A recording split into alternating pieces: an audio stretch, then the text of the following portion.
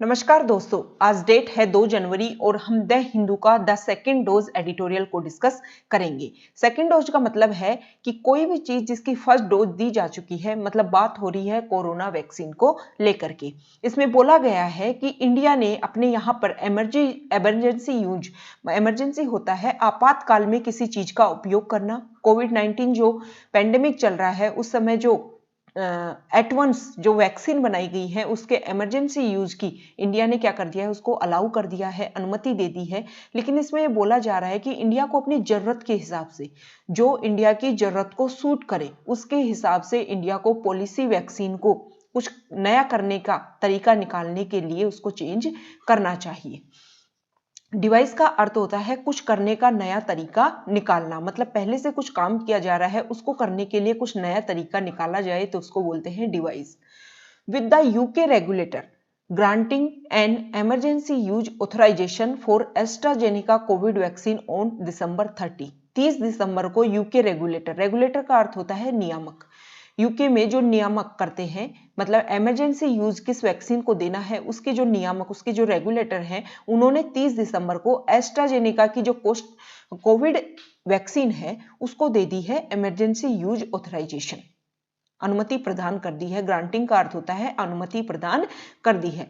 3 vaccine, इससे पहले 3 vaccine have now been green lighted, मतलब एक तो हो गई एस्ट्राजेनेका की और इससे पहले 2 और 3 वैक्सीन को अब तक ग्रीन लाइट क्या होता है, जब हम सड़क पार करते हैं तो जब ग्रीन लाइट होती है तो उसका अर्थ होता है कि अब हम जा सकते हैं, मतलब अनुमति दे दी गई है आपको कि आप जा सकते हो।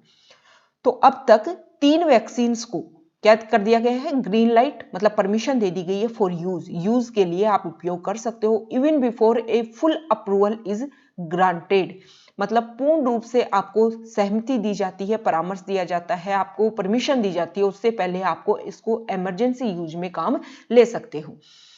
Unlike the mRNA vaccine platform of the Pfizer and Moderna vaccine, जो नई वैक्सीन बनी है ना, एस्ट्राजेनेका की जो वैक्सीन है, वो पहले 2 वैक्सीन बनी है mRNA वैक्सीन, किसकी, फाइजर कंपनी की है, और एक है मॉडर्ना वैक्सीन, उसकी तरह नहीं है।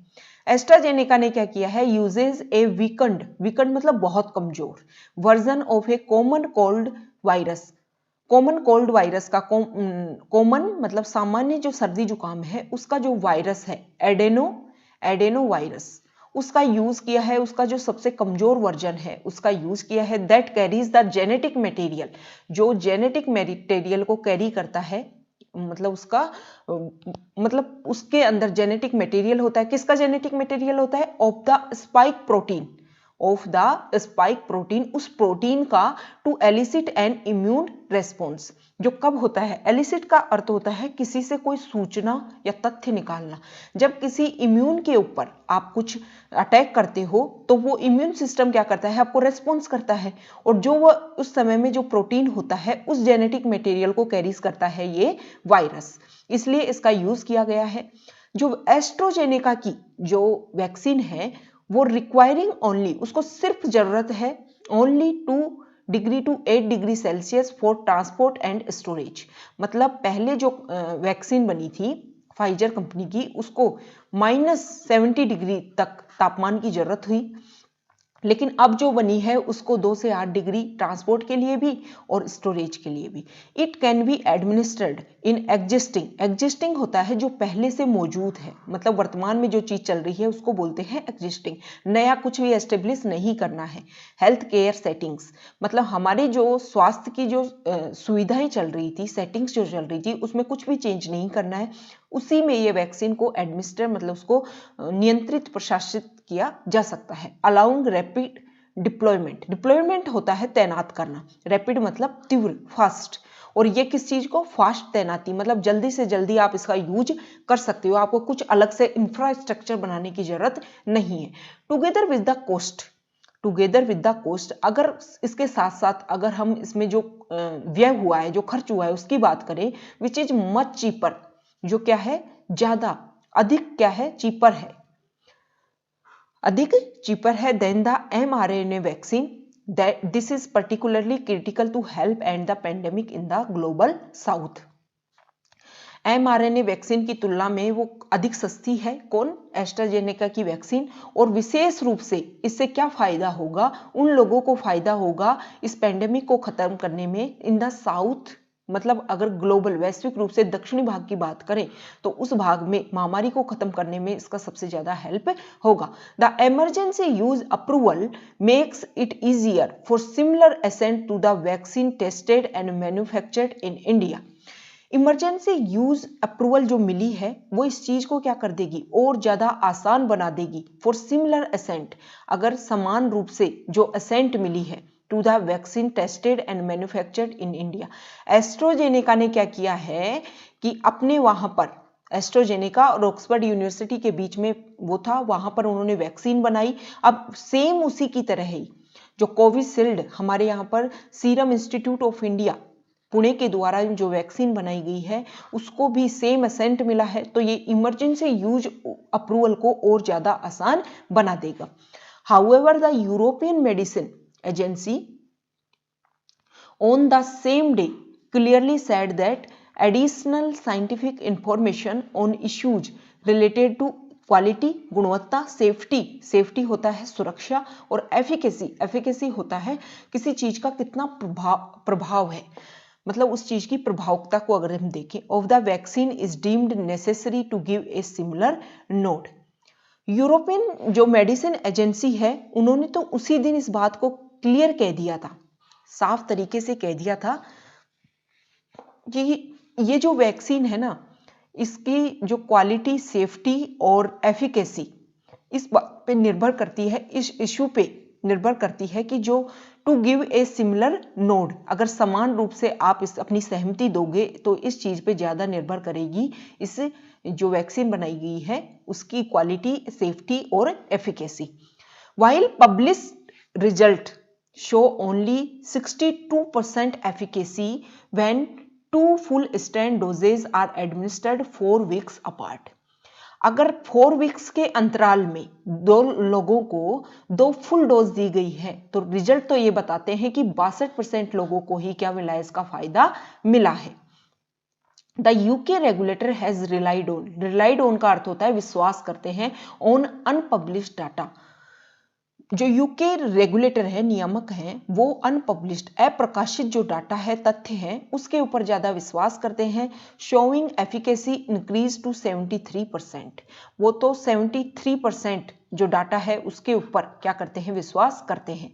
22 days after the first dose when the second jab was delayed, पहली जो डोज दी गई उसके बाद में अगर 22 दिन बाद का डिले किया गया सेकेंड जैब देने में, जैब का अर्थ होता है किसी व्यक्ति या वस्तु को कुछ तीखी चीज चुबाना, मतलब पहली डोज दी थी तो डोज आप इंजेक्शन तो सही तो दोगे ना, तो दूसरा भी जब जो डोज दी जा रही है उससे उसमें आपको कुछ तीखा चुबाया जा रहा है।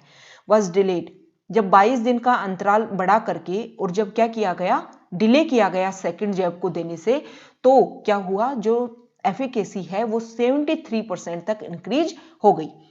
Most of the participants in the phase 3 trial in the UK में जो phase 3 ट्रायल में जो पार्टिसिपेंट जो भागीदार हुए थे उनमें से अधिकतर included in the primary analysis received the second dose more than 9 weeks after the first।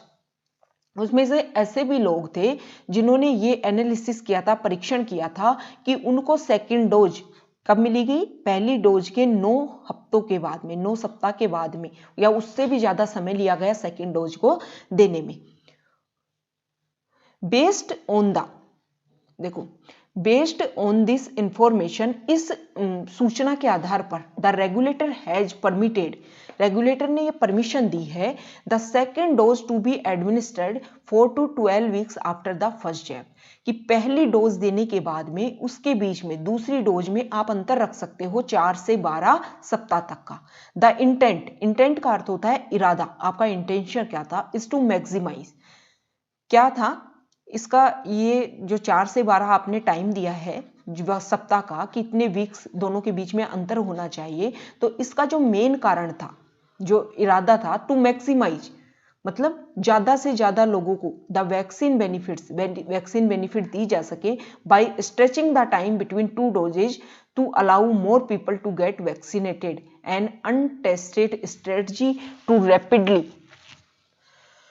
देखो, ये जो 2 वैक्सीन की जो डोज दी जा रही है, उन डोज के बीच में जो टाइम बढ़ाया जा रहा है, उसका एक मेन कारण ये है कि ज्यादा से ज्यादा लोगों को क्या दी जा सके, डोज दी जा सके, उनको वैक्सीनेशन का डोज दी जा सके।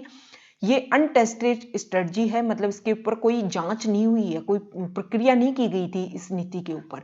To rapidly but partially protect more individuals who are at risk. लेकिन अगर हम आंशिक रूप से देखें तो ज्यादा से ज्यादा लोगों को क्या करेगी, प्रोटेक्ट करेगी, सुरक्षा देगी, जो बहुत ही ज्यादा खतरे पर है। विद द वायरस रनिंग अमुक, अमुक का अर्थ होता है अनकंट्रोल्ड मैनर, जो बहुत ही ज्यादा खतरनाक तरीके से इधर उधर दौड़ रहा है कोरोना पेंडेमिक वायरस, मतलब उसमें चेंज हो रहा है।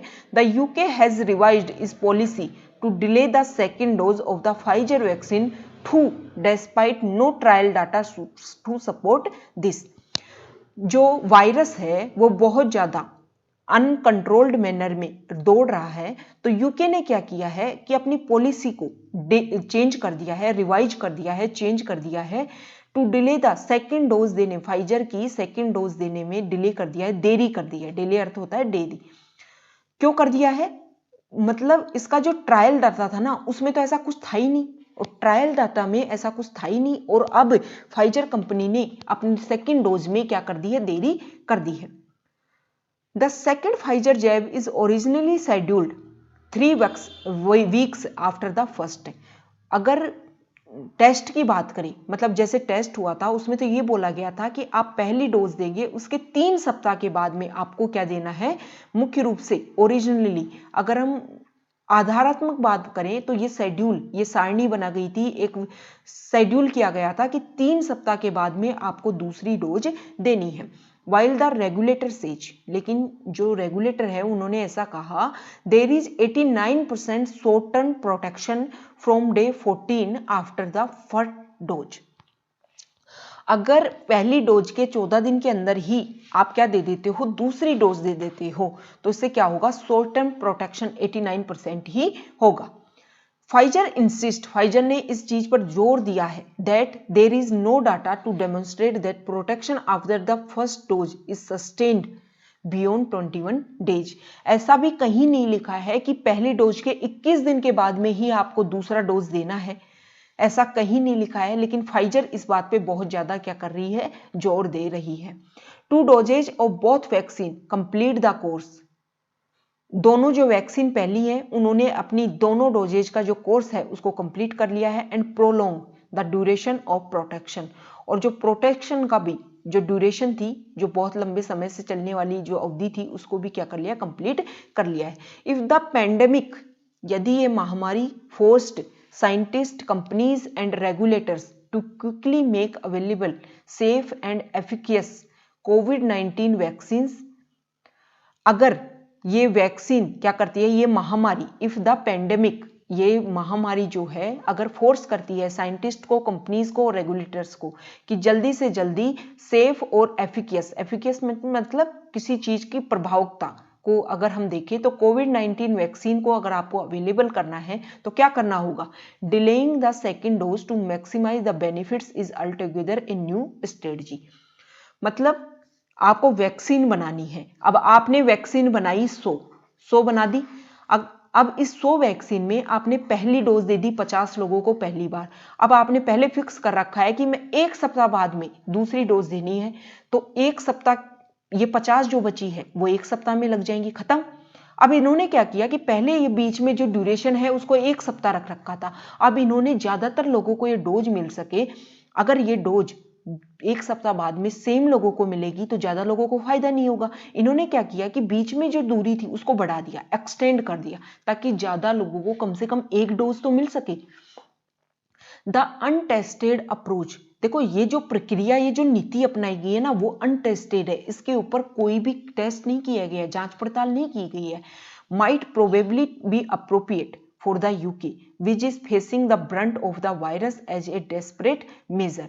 ये जो स्ट्रेटजी है शायद प्रोबेबली शायद किसके लिए अप्रोप्रिएट होता है, उचित होगी यूके के लिए, क्योंकि वहां पर वायरस जो है वो बहुत ही क्या बुरी तरह से फैल रहा है। Since delaying the second dose appears to be increasing the efficacy, and as the UK has approved a delayed second doses, India should carry out long trials to test this। क्या हुआ है, यूके ने approve किया है कि second dose को आप delay कीजिए, उसके लिए ऊपर सहमति दी जा चुकी है। तो इंडिया को लार्ज ट्रायल फेस करना चाहिए टू टेस्ट दिस, मतलब इस चीज को काम करने से कि सेकेंड डोज देने में देरी हो, इसके ऊपर इंडिया को ढंग से क्या करना चाहिए, ट्रायल करना चाहिए। इस टेस्ट को ट्रायल ज्यादा लंबा करना चाहिए ट्रायल को।